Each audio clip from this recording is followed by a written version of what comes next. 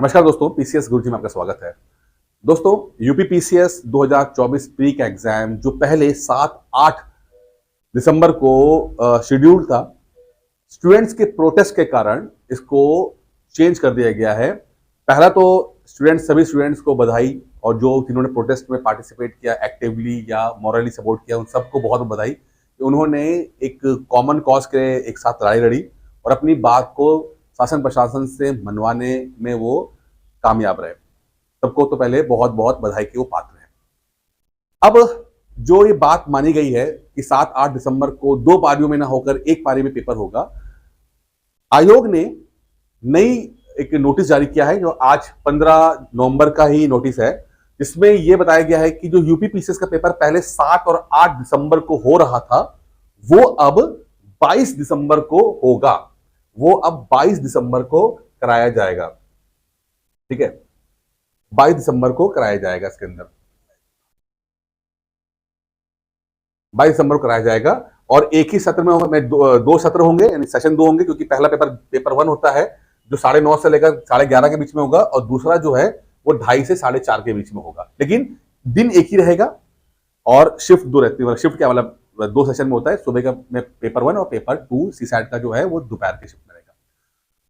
अब यहां पर तक तो चलो खबर आपको पहले मिल भी चुकी होगी, लेकिन यहां पे मैं कुछ बातें और भी आपसे कहने जा रहा हूं जो कि थोड़ा सा ज्यादा इंपॉर्टेंट आप लोगों के लिए है।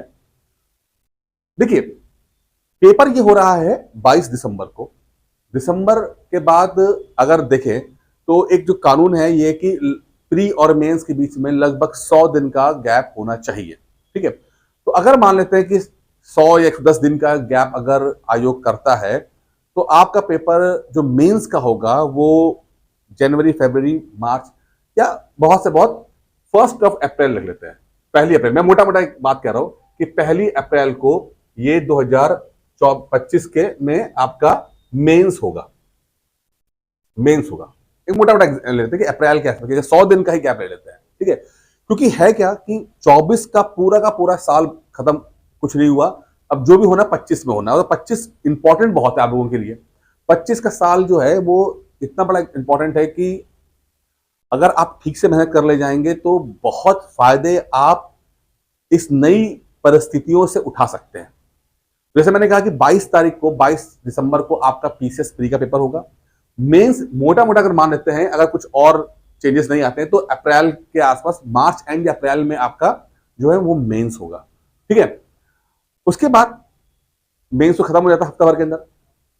उसके बाद अगर शासन चाहे तो 1.5 या 2 महीना या 2.5 महीने का आपको गैप करने के बाद हो सकता है जून जुलाई के आसपास, जून जुलाई ले लेते हैं, ये आपको पीसीएस 2025 का प्री करा देगी। आपका 25 का प्री करा दे, संभव है कि ठीक है कि भाई अप्रैल में आपका हो गया मेंस 24 वाला।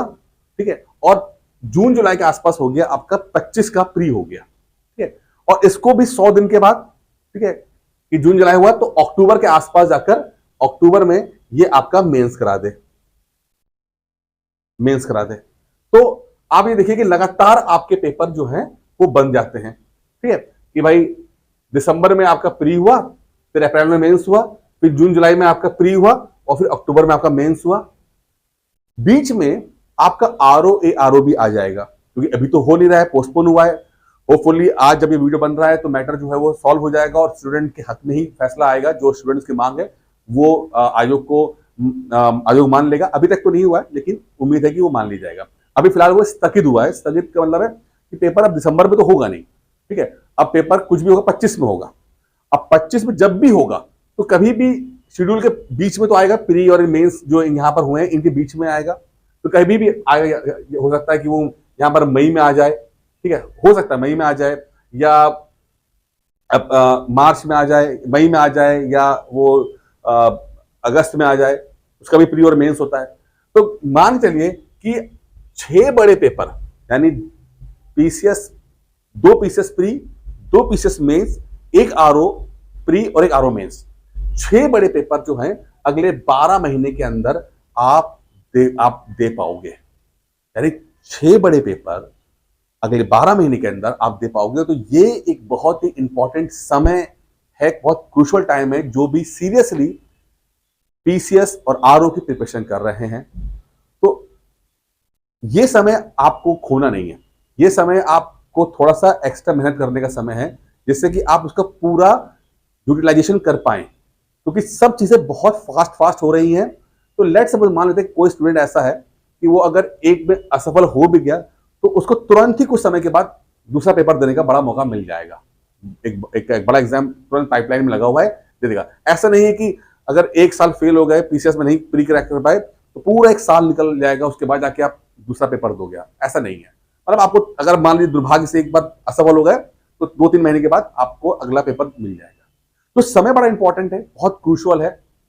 अपनी प्रिपरेशन इस तरह से कीजिए कि चीजें आपस में इंटरकनेक्टेड रहें, सब कुछ जुड़ी हुई रहें, जिससे कि आपको आपकी प्रिपरेशन एक चलती रहे। ठीक है, आपकी प्रिपरेशन के अकॉर्डिंग आपको सफलता मिलेगी, वो अलग बात है। लेकिन अगर आप इन 6 पेपरों को टारगेट करके और अपनी प्रिपरेशन को उस तरह से लेके जाएंगे तो कहीं ना कहीं आपको बेहतर रिजल्ट्स देखने को मिल जाएंगे। अंत में सिर्फ इतना कहना चाहूंगा कि फोकस रहिए, पढ़ते रहिए और कोशिश कीजिए कि 2025 आपके हाथ से जाए ना, किसी तरह से पेपर एक क्रैक कर लो, क्योंकि ऐसे बहुत कम समय आता है जब इत्तेफाक से एक ऐसी चीज बन गई है जहां पर आप कम समय में रिजल्ट्स आपको मिल रहे हैं, दिख रहे हैं आपको। फटाफट एग्जाम्स होंगे, फटाफट रिजल्ट आएंगे और चीजें जल्दी जल्दी होंगी। तो मान लीजिए दुर्भाग्य से असफल भी कहीं हो रहे हो तो तुरंत आपको दूसरा मौका लग जाएगा, आपको लंबा वेट करने को जरूरत नहीं पड़ेगी। ठीक है, बाकी अगर कुछ समस्या आ रही है, कुछ दिक्कत आ रही है, कुछ बात करना चाहते हैं तो आप नीचे नंबर मैंने दिया हुआ है, आपसे बात करके अपनी डिस्कशन करके अपनी प्रॉब्लम को सॉल्व करा सकते हैं। तो बाकी इस वीडियो में इतना ही था। उम्मीद करता हूं वीडियो पसंद आया होगा। धन्यवाद।